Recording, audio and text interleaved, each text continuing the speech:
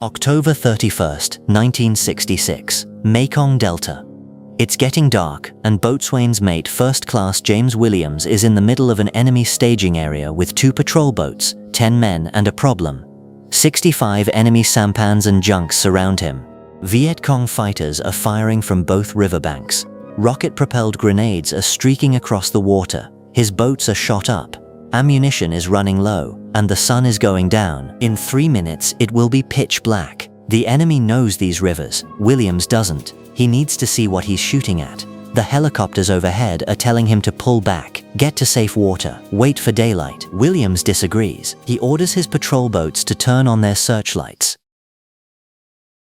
The high-intensity beams blaze across the water, illuminating enemy positions, enemy boats, enemy fighters scrambling for cover. It also illuminates his own boats, makes them perfect targets. Every Viet Cong fighter with a weapon can now see exactly where the Americans are. Williams doesn't care. He's using the lights to hunt, calling out targets to his gunners, directing fire, coordinating with the Seawolf helicopters overhead. He's turned his patrol boats into beacons, and he's daring the enemy to shoot at them. They try. They fail. By the time the 3.5-hour battle is over, Williams and his 2 boats have sunk or captured 65 enemy vessels, eliminated 1,200 Viet Cong fighters, and disrupted a major enemy supply operation.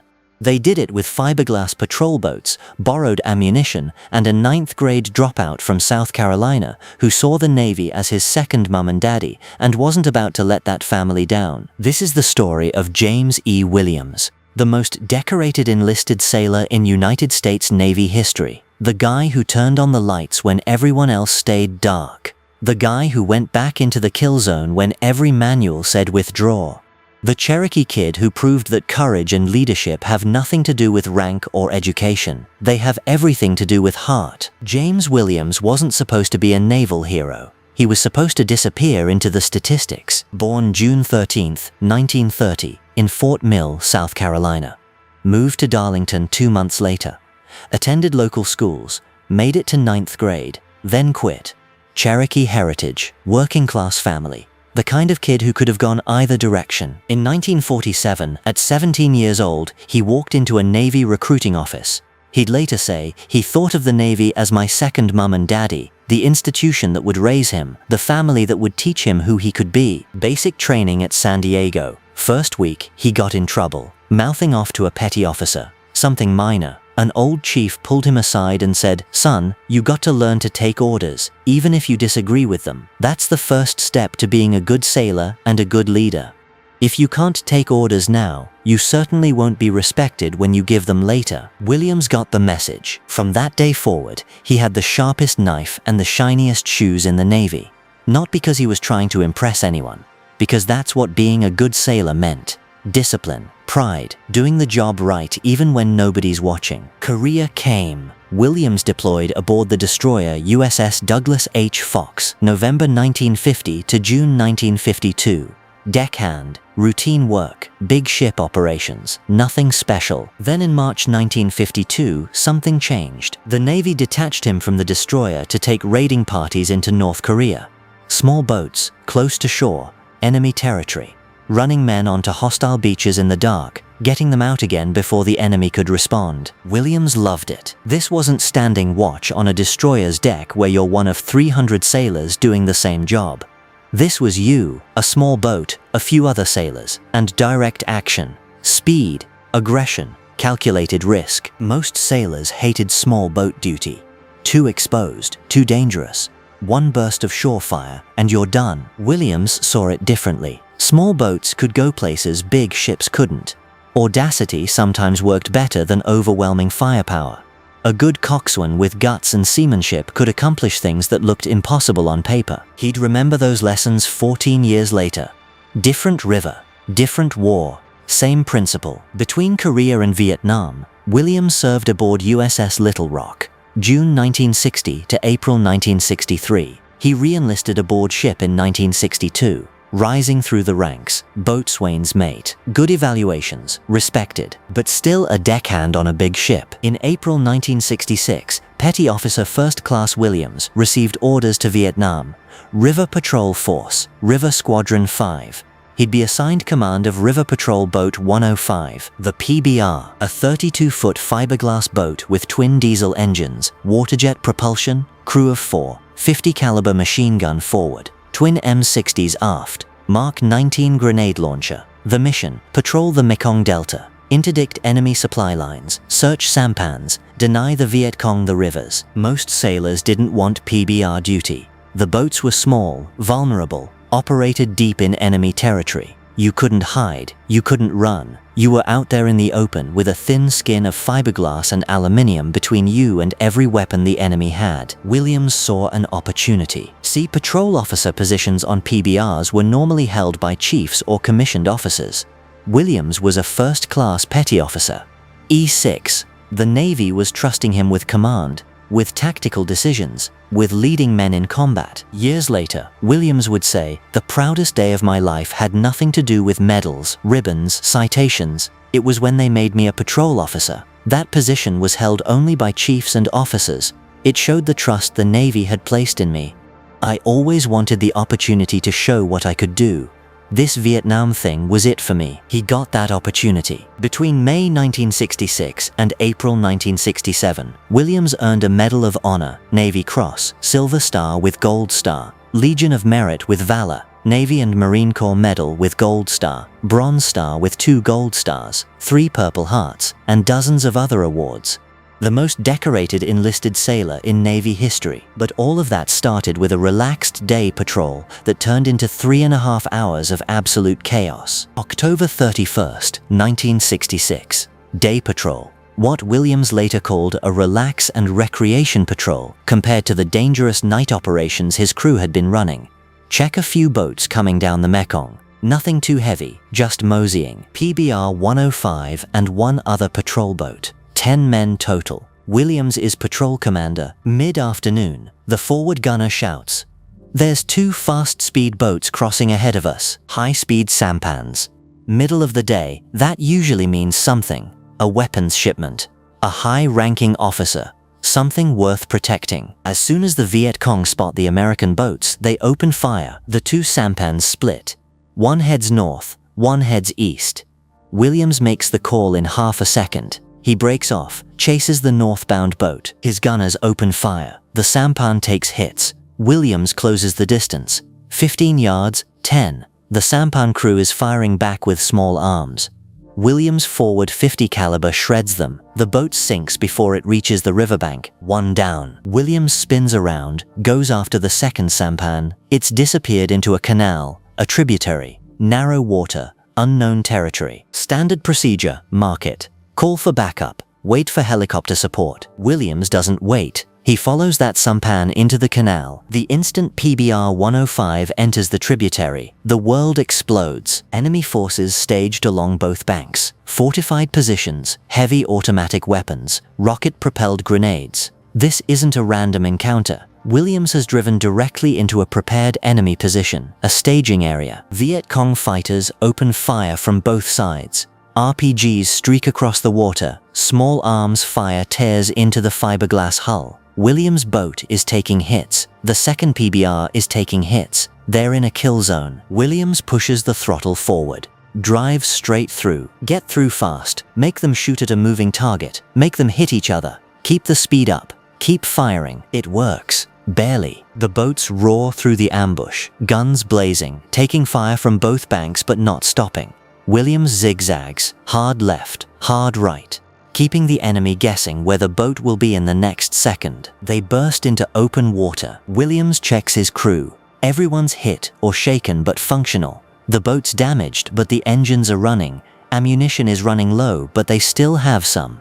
Radio works. He calls for helicopter support. Navy Helicopter Attack Squadron 3, the Seawolves, UA-1B Huey gunships. They're nearby. Can be overhead in minutes. Then Williams makes a decision that his crew thinks is insane. He turns the boat around, goes back in. The radio operator is yelling at him. The gunners are checking ammunition, realizing they don't have enough for another run. Williams doesn't care. He's just found a major enemy staging area. Intelligence has been looking for concentrations like this for months. If he pulls back now, the Viet Cong scatter. Opportunity gone. He goes back in. This time he knows what he's facing, knows where the fortified positions are, knows the geometry of the kill zone, adjusts his approach, different angle, tells his gunners to focus fire on specific positions. The PBRs make another run. More enemy boats appear. Junks, sampans, weapons barges. Williams counts them as he passes. 10, 15, 20. This isn't a patrol encounter, this is a major enemy operation. The Seawolf helicopters arrive. Williams' commander is overhead in a command helicopter, watching the entire fight. He radios Williams, "I'm about to make a strafing run. What are your intentions?" Williams looks at the situation. Sun's going down, boats are shot up, crews exhausted, ammunition's critically low. By every reasonable tactical standard, he should withdraw. Let the helicopters finish it. Get his boats and crew to safety. Williams keys the radio. "Damn if you are going to leave me in here." He follows the helicopters back into the staging area. The combined assault, PBRs from the water, gunships from the air, shreds the enemy formation. Sampans explode, junks catch fire, ammunition barges detonate. Williams drives his boat straight through the middle of the chaos, firing everything he has. They hit the big ammunition junks. The explosions are massive. Fireballs rise from the water. Blast waves rock the PBRs. Williams keeps driving, keeps firing, keeps pressing. By the time darkness falls, the enemy's done.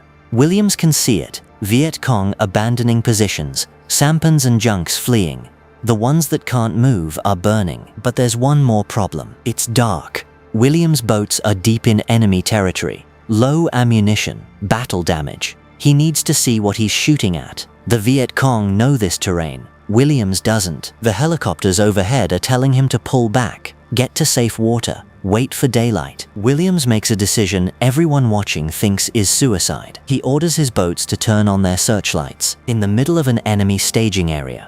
In the dark, Williams turns on the high-intensity searchlights mounted on his patrol boats. The beams blaze across the water, illuminating enemy positions, enemy boats, enemy fighters. It also illuminates his own boats, makes them perfect targets. Every Viet Cong fighter with a weapon can see exactly where the Americans are. Williams doesn't care. He uses the lights to hunt, calls out targets to his gunners, directs fire, coordinates with the Seawolves overhead, turns his boats into beacons, and dares the enemy to shoot. They try. They fail. Every time an enemy position opens fire, it's immediately suppressed. Machine gun fire from the boats, rockets from the helicopters. The coordinated fire is too much. 3.5 hours. When it's over, Williams and his 2 patrol boats, 10 men total, have sunk or captured 65 enemy vessels, eliminated 1,200 enemy fighters, disrupted a major Viet Cong supply operation. Williams brings his boats back to base.